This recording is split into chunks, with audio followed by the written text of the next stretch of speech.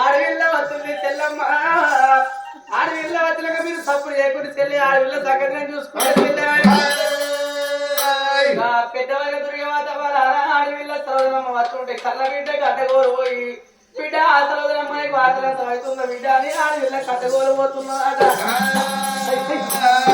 రామ్మ కళ్ళ బిడ్డ నా బిడ్డ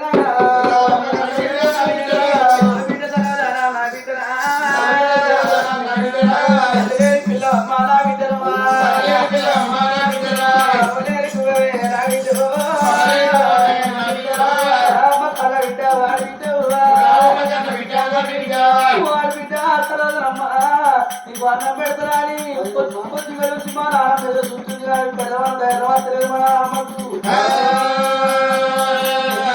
నీకు అన్నారు పెడతారమ్మా అడిగితో